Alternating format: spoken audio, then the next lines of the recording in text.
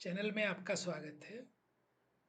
Subscriber की special comments और request पे हम जूरिस्प्रूडेंस की सीरीज शुरू कर रहे हैं, जिसमें हम सभी स्कूल के अलग-अलग जूरिस्ट के बारे में सिस्टमेटिकली स्टडी करेंगे। आज का हमारा टॉपिक है जेरेमी बेंथम। जेरेमी बेंथम के के बारे में दरअसल ये एक फिलोसफर हुए हैं और इतने सारे इनके कंसेप्ट हैं। डिफरेंट बुकों में डिफरेंट इनकी आइडियोलॉजी मिलती है और यूट्यूब के चैनल में भी अलग अलग तरीके से बताया जाता है। तो स्पेशली स्टूडेंट्स कंफ्यूज हो जाते हैं कि इनके कंसेप्ट एक जगह पे कहीं और मिलते हैं और दूसरी जगह पे कहीं और मिलते हैं, और एग्जाम में लिखने के लिए स्टूडेंट्स को स्पेशली प्रॉब्लम होती है। तो इन कमेंट्स के बेसिस पे हमने एग्जाम पॉइंट ऑफ व्यू से कि आप किस तरह से जेरेमी बेंथम को और उनकी यूटिलिटी थ्योरी को कवर करेंगे और एनालिटिकल स्कूल के बारे में उनका क्या कंट्रीब्यूशन है, उसको हमने बहुत सिस्टमेटिकली सब टॉपिक में कवर किया है। एग्जाम पॉइंट ऑफ व्यू से स्पेशली लॉ स्टूडेंट्स और जो फिलोसफी या एनालिटिकल स्कूल वगैरह के जिनके सिलेबस में है, उनके लिए ये बहुत ही यूज़फुल है। एक बड़े क्वेश्चन को अटेम्प्ट करने के लिए सिस्टमेटिकली सब टॉपिक और हेडिंग को ऑर्डर में लिखने का बड़ा इंपॉर्टेंस होता है। तो स्टूडेंट की ओवरऑल रिक्वेस्ट को समझते हुए हमने इस एनालिटिकल स्कूल के फिलोसफर जेरेमी बेंथम को इन 7 टॉपिक में कवर किया है, और इस तरह से आप भी अगर इसको फॉलो करेंगे तो आप एग्जाम पैटर्न में इसी को फॉलो कर सकते हैं। तो सबसे पहले हम इसमें कवर करते हैं जेरेमी बेंथम की बैकग्राउंड। आप भी देखिए, जब भी आप किसी फिलोसफर को या किसी एनालिटिकल स्कूल के जूरिस्ट को टच करते हैं तो आप सबसे पहले उसके बारे में बताते हैं बैकग्राउंड ऑफ जूरिस्ट। तो यहाँ पे हम जेरेमी बेंथम, जिनका फोटो आपके सामने है, आप देखिए इनका जो लाइफ स्पैन है, ये 1748 में लंदन में पैदा हुए थे और वेस्टमिनिस्टर में ये 1832 में इनकी डेथ हुई, एक्सपायर हुए। इनके फादर और ग्रैंडफादर दोनों ही बैरिस्टर थे और इसलिए इनको फैमिली में बैरिस्टरी की विरासत मिली थी। इन्होंने 15 साल की मात्र एज में ग्रेजुएशन कर लिया और 1772 में इन्होंने एडवोकेसी शुरू की, बैरिस्टरशिप शुरू की, लेकिन इन्होंने जल्दी ही छोड़ दी 3-4 साल बाद, और फिर इन्होंने अपने आप को फोकस किया लेजिस्लेशन या विधायन की तरफ। तो जेरेमी बेंथम, जैसा कि आपको मालूम होगा कि ये बहुत ही पॉपुलर सोशल रिफॉर्मर हैं और इंग्लिश जूरिस्प्रूडेंस में इनका बड़ा कंट्रीब्यूशन है, तो ये उसके पायोनियर हैं। और इसके अलावा इनको एनालिटिकल थॉट का फादर भी माना जाता है, और चूंकि ये एनालिटिकल थॉट इन्होंने शुरू किया है तो ये एनालिटिकल स्कूल से बिलोंग करते हैं, उसकी शुरुआत में इनका नाम आता है। इनके की फॉलोअर में जॉन मिल हैं, जॉन स्टुअर्ट्स मिल हैं जो जॉन मिल के बेटे थे। इसके अलावा जॉर्ज ग्रेट हैं और जॉन ऑस्टिन हैं। इतना आप लिखेंगे तो इनके बारे में काफ़ी हो जाएगा, लेकिन इनकी पर्सनल लाइफ बहुत ज़्यादा सेटिस्फैक्ट्री नहीं रही और फैमिली लाइफ बिल्कुल भी सेटिस्फैक्ट्री नहीं रही, जैसा कि ज़्यादातर फिलोसफर लोगों की होती है। चलिए, बैकग्राउंड के बाद आगे चलते हैं। इनकी बहुत फेमस थ्योरी इन्होंने उस टाइम पे दी, थ्योरी ऑफ यूटिलिटेरियन, उपयोगिता का सिद्धांत या उपयोगितावाद का सिद्धांत। अभी ये थ्योरी क्या है, जैसा कि आपको नाम से इसका आइडिया लग रहा होगा, ये थ्योरी हालांकि सोशल रेस्पेक्ट में उन्होंने फिलोसफिकल वे में दी थी, लेकिन इसका बाद में लॉ में एप्लीकेशन हुआ और जिससे बाद में एनालिटिकल स्कूल का जन्म हुआ। तो आप नट सेल में समझिए, यूटिलिटी थ्योरी का मतलब है जो बेस्ट है वही यूजफुल है। अब इसका मतलब क्या है? इसका मतलब ये है, जो चीज सबसे ज्यादा यूजफुल होती है आम जनता के लिए, आम आदमी के लिए या मैन काइंड के लिए, उसको नूरिश किया जाना चाहिए, उसको प्रोटेक्ट किया जाना चाहिए और उसका सपोर्ट किया जाना चाहिए। मतलब वो काम किए जाने चाहिए जिनसे सबका भला हो, और उन कामों को डिस्करेज करना चाहिए जिससे लोगों को नुकसान होता हो। और इस तरह से इन्होंने बोला है कि लॉ का इस्तेमाल किस तरह से यूटिलिटी के लिए करना चाहिए। एक और इन्होंने बहुत बढ़िया बात बोली कि आदमी की, ह्यूमन बीइंग की एक आदत होती है कि वो हमेशा प्लीजर को चाहता है और पेन को अवॉइड करता है, और वो अपनी लाइफ इन दो चीज़ों के चक्कर में ही लगा देता है कि उसको प्लीजर ज़्यादा से ज़्यादा मिले और पेन उसको कम से कम हो। तो ये इन्होंने बताया कि ह्यूमन लाइफ की दो डिवाइन फोर्सेस होती हैं जो ह्यूमन लाइफ को गवर्न करती हैं। एक होता है प्लीजर और दूसरा होता है पेन।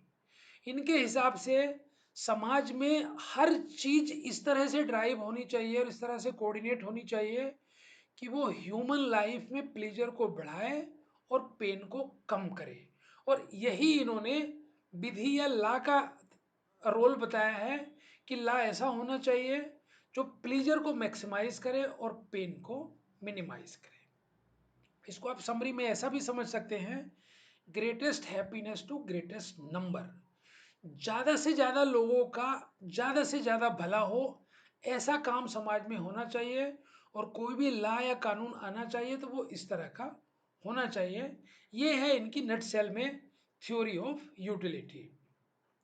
एक चीज़ इन्होंने और बहुत बढ़िया बोली ताकि इनकी थ्योरी ऑब्सोलेट ना हो जाए, कि यूटिलिटी का जो एस्पेक्ट है वो टाइम के साथ साथ चेंज होता रहता है। एक समय पे सिर्फ रोटी कपड़ा और मकान तक लिमिटेड हो सकता है, लेकिन जैसे जैसे सिनेरियो चेंज होता है तो ये मोबाइल डाटा और नेट और दूसरी facility air conditioned electricity water तक भी जा सकता है। तो किसी भी कंटेम्प्रेरी सिनेरियो में जब आप इस थ्योरी को अप्लाई करेंगे तो उस समय की मौजूद फैसिलिटी में या सुख सुविधाओं में जो सबसे ज़्यादा हैप्पीनेस या प्लेजर देती हों उनको अप्लाई किया जाता है। तो ये थी थ्योरी ऑफ यूटिलिटी। उम्मीद है आपको समझ में आई होगी।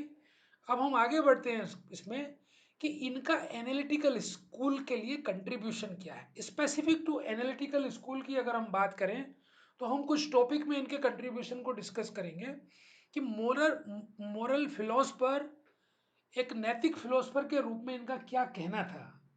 तो इनका यही कहना था जो हमने डिस्कस किया एज ए मोरल फिलोसफर, कि आदमी की जो प्रकृति है वो पेन एंड प्लीजर के थ्रू गवर्न होती है।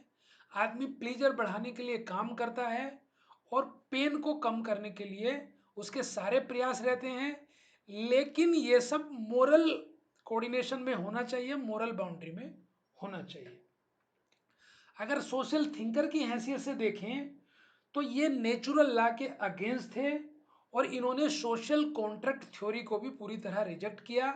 इन्होंने बोला नेचुरल थ्योरी कुछ नहीं होती, नेचुरल लॉ कुछ नहीं होते, वो कानून जो यूटिलिटी को प्रमोट करता है वही कानून होता है, और इसके अलावा बाकी सब कानून को इन्होंने डिस्करेज किया है। एज ए जूरिस्ट इनका बहुत अच्छा कंट्रीब्यूशन है लॉ एंड ऑर्डर के लिए।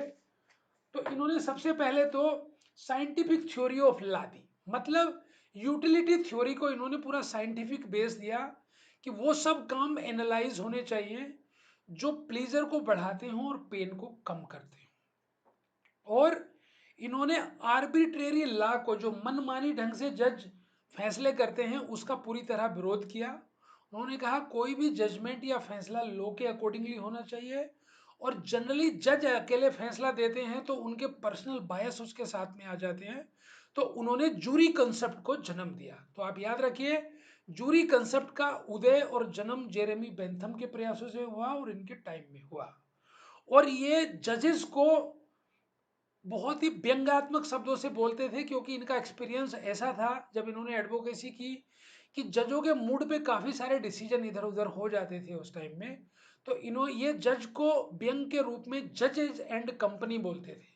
तो आप इसे समझ सकते हैं कि इसलिए इन्होंने जूरी सिस्टम की शुरुआत की। एक और बहुत इंपॉर्टेंट काम इन्होंने किया, ये रिफॉर्मेटिव थ्योरी ऑफ पनिशमेंट के पक्षधर थे कि जेल में जो आदमियों को रखा जाना चाहिए, कैदियों को रखा जाना चाहिए, वहाँ उनको सजा देने के लिए नहीं बल्कि उनको सुधार के लिए रखा जाना चाहिए, ताकि जब वो बाहर निकले तो एक वो बहुत अच्छे और सम्मानित नागरिक का जीवन बिता सके। तो ये थी इनकी जुरिस्ट के बारे में।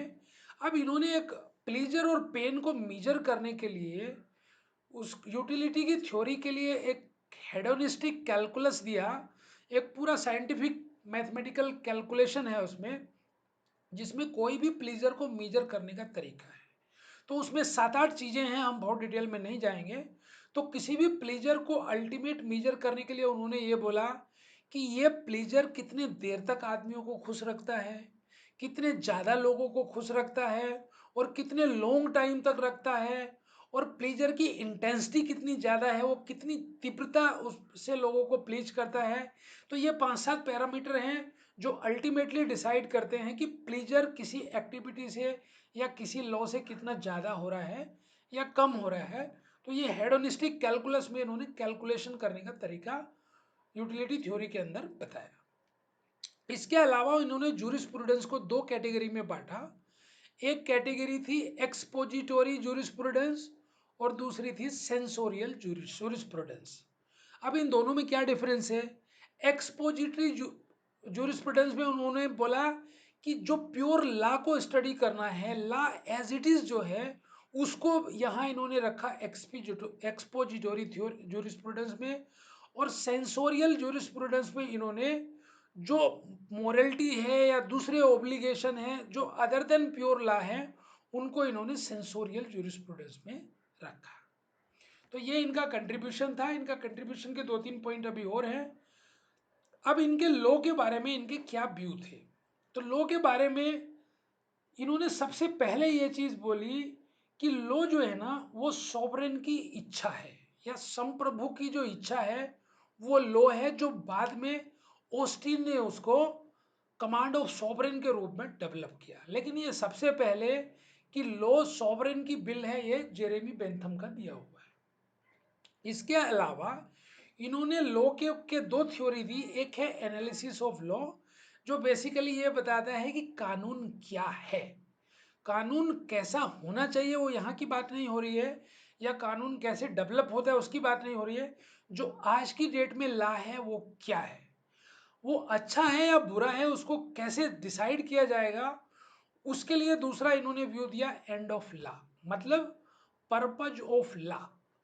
एंड रिजल्ट उसका लॉ का क्या है, वो यूटिलिटी की थ्योरी पे कितना सक्सेसफुल होता है, वो डिपेंड करता है उस लॉ की इफेक्टिवनेस के बारे में।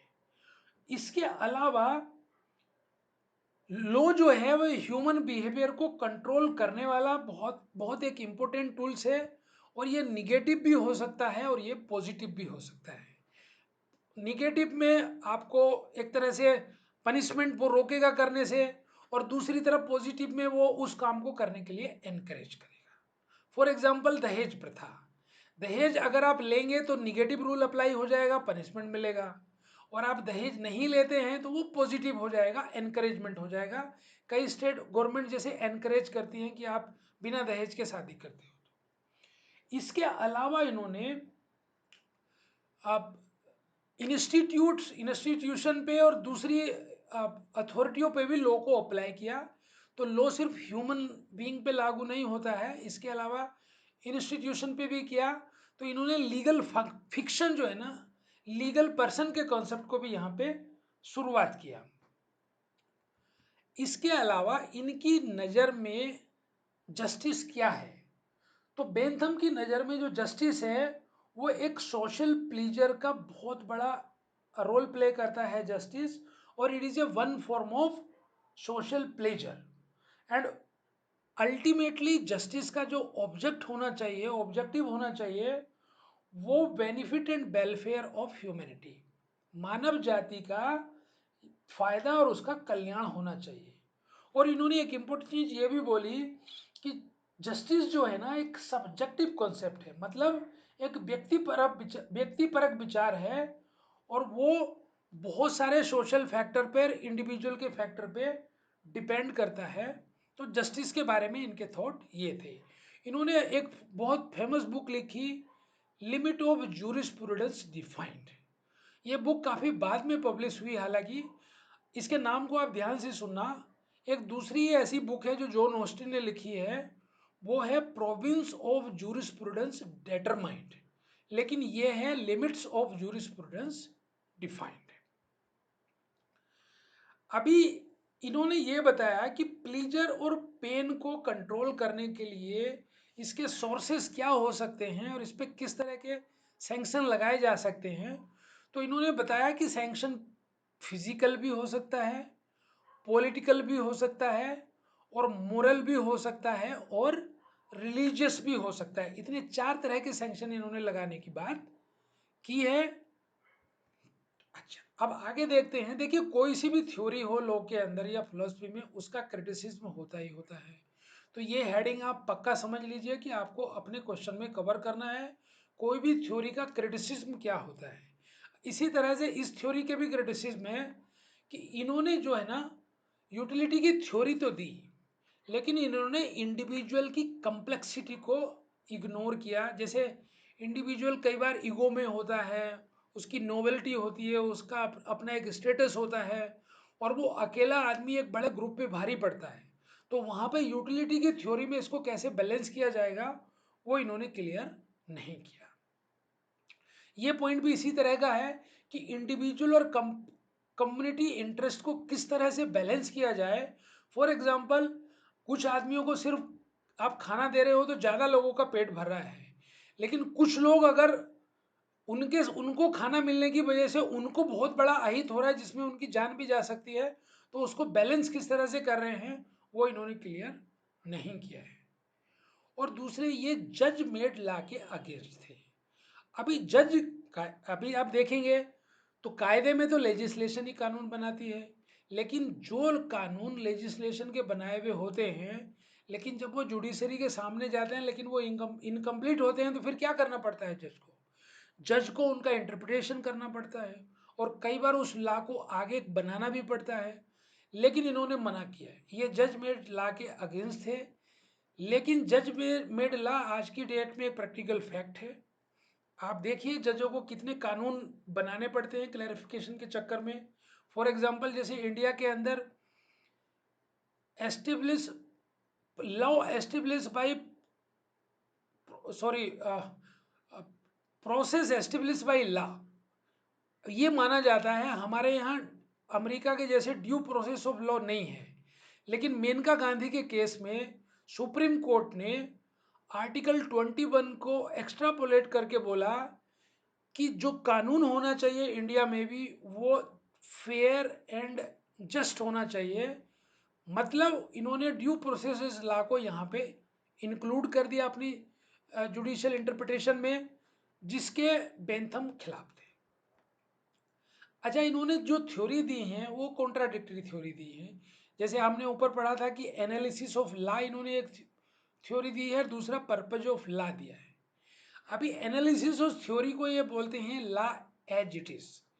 अब पर्पज ऑफ लॉ है यूटिलिटी का, कि वो कितना बेनिफिट कर रहा है। अब उसका इससे कोई रिलेशन इन्होंने नहीं दिया है, जो एक दूसरे में कॉन्ट्राडिक्टरी होता है। और इसके अलावा और भी आप क्रिटिसिज्म लिख सकते हैं कि इन्होंने लॉ को बनाने के बारे में सिर्फ सॉवरेन को सारी बिल दे दी है, पावर दे दी है। उन्होंने जो नेचुरल लॉ है और जो सोशल इंटरेस्ट है और जो मोरलिटी है लॉ की, उसको बिल्कुल भी कंसिडर नहीं किया है और उसको बैलेंस नहीं किया है। अभी इन्होंने यूटिलिटी थ्योरी में क्या होता है, जो ज़्यादा मेजोरिटी है उसका ध्यान रखा जाता है। अब उस चक्कर में क्या होता है, प्लीजर ऑफ मैक्सिमम के चक्कर में माइनॉरिटी का इंटरेस्ट इग्नोर हो जाता है। तो इसलिए इसको भी इसके लिए क्रिटिसाइज किया जाता है। अभी इंडियन कॉन्टेस्ट में इसका रेलेवेंस क्या है, ये भी क्वेश्चन पूछा जाता है कि जेरेमी बेंथम की यूटिलिटी थ्योरी या किसी भी फिलोसफर की थ्योरी का इंडियन कॉन्टेस्ट में क्या एप्लीकेशन या रिलेवेंस है। तो इस क्वेश्चन को आप बाकी थ्योरी में भी आप इसी तरह से रिलेट कर सकते हैं। देखिए, आज़ादी के बाद में, संविधान लागू होने के बाद में, इंडिया एक वेलफेयर स्टेट हो गया है। अभी वेलफेयर स्टेट होने के बाद में उसका अल्टीमेट पर्पज तो यूटिलिटी थ्योरी ही है। वो मैक्सिमम का प्लीजर करने का ही प्रिंसिपल पे इंडिया वेलफेयर स्टेट हुआ है। लेकिन ये लॉ जो है वो बिल ऑफ सॉवरन पे नहीं है, संप्रभुता की इच्छा पे कानून पूरी तरह से नहीं बनते हैं। हालांकि आईपीसी में सेक्शन 81, अगर आपको पता है, कि जब किसी बड़े लॉस को बचाने के लिए अगर किसी को छोटा लॉस करना पड़ता है, तो वो कानून की नज़र में जायज़ होता है। ऐसा आईपीसी सेक्शन 81 में जो इंक्लूड किया गया है, प्रोबेबली वो यूटिलिटी थ्योरी की तरफ से ही लिया गया लगता है। इसके अलावा रोल ऑफ जुडिशरी को उन्होंने बिल्कुल नकार दिया है जेरेमी बेंथम ने। हालांकि इंडियन कंटेस्ट में रोल ऑफ जुडिशली को प्रोमिनेंसी दी गई है, और आज की डेट में भी सुप्रीम कोर्ट बहुत मायनों में लॉ बनाता है और क्लैरिफिकेशन देता है, और इवन पार्लियामेंट और लेजिस्लेशन को भी कंट्रोल करता है। हमारे कॉन्स्टिट्यूशन में आर्टिकल 29 और 30 में माइनॉरिटी के इंटरेस्ट को प्रोटेक्ट किया गया है, और इसके अलावा आर्टिकल 15 और 16 में बैकवर्ड और अदर क्लासेस के इंटरेस्ट को भी केयर किया गया है। तो जो जेरेमी बेंथम की थ्योरी में जो गैप थे, उसको हमारे संविधान निर्माताओं ने ध्यान दिया है। और इस तरह से आप देखें तो जेरेमी बेंथम की थ्योरी का डायरेक्टली इंडियन कॉन्टेक्स्ट में कोई रिलेवेंस अब नहीं रहा है, और जो भी है वो हमारे कॉन्स्टिट्यूशन में इनकारपोरेट होकर के फलीभूत हो रहा है। अभी हम कंक्लूजन देखते हैं। किसी भी बड़े क्वेश्चन में कंक्लूजन लिखना बहुत जरूरी रहता है। तो जेरेमी बेंथम में की थ्योरी में आप देखिए, लॉ को विल ऑफ सॉवरेन माना गया है, और ये बाद में जाके एनालिटिकल स्कूल की फाउंडेशन बनी है। तो चाहे वो जॉन ऑस्टिन रहे हों, हेंस केल्सन रहे हों, या एच.एल.ए. हार्ट रहे हों, उन्होंने इससे गाइडेंस लिया है और इसको एडॉप्ट किया है। और जेरेमी बेंथम ने लॉ को आर्टिफिशियल पर्सन या लीगल पर्सन को एक्सटेंड किया, और इसके बाद से कंपनी या इंस्टीट्यूशन या मूर्ति संस्था वगैरह को भी लीगल पर्सन कंसिडर किया जाना शुरू हुआ। और अल्टीमेटली आप ये समझें तो लॉ जनरली सोसाइटी के लॉ एंड ऑर्डर को कंट्रोल करने के लिए होता है, और पीस और ट्रैंक्विलिटी मैनेज करने के लिए होता है, जो कहीं ना कहीं ह्यूमन बिहेवियर के प्लीजर को मैक्सिमाइज करने के पर्पज से ही होती है। इन्होंने जुडिशरी के रोल को लिमिटाइज किया है। हालांकि डेमोक्रेसी में ये एक नितांत आवश्यक होता है, लेकिन थोड़ा कंट्रोल तो भी जरूरी है। एक बहुत बढ़िया बात इनकी थ्योरी की ये है, ये अपने टाइम से बहुत एडवांस इन्होंने ये थ्योरी दी है, और इसके बाद में चाहे वो सोशल स्कूल वाले हों या हिस्टोरिकल स्कूल वाले हों, काफ़ी जूरिस्ट ने इनसे इंस्पायर हुए हैं, और फिर उन्होंने अडॉप्ट करके और मॉडिफाई वर्जन करके अपनी अपनी फिलोसफी या थ्योरी को प्रेजेंट किया है। तो इस तरह से आपने देखा, हमने ये पूरा टॉपिक कवर कर लिया। अगर आपको पसंद आया है तो आप लाइक करिए, और अगर आपकी कोई क्वेरी है या और किसी सब्जेक्ट पे आप वीडियो बनवाना चाहते हैं तो आप कमेंट्स में लिखिए। Thank you very much for watching this till and.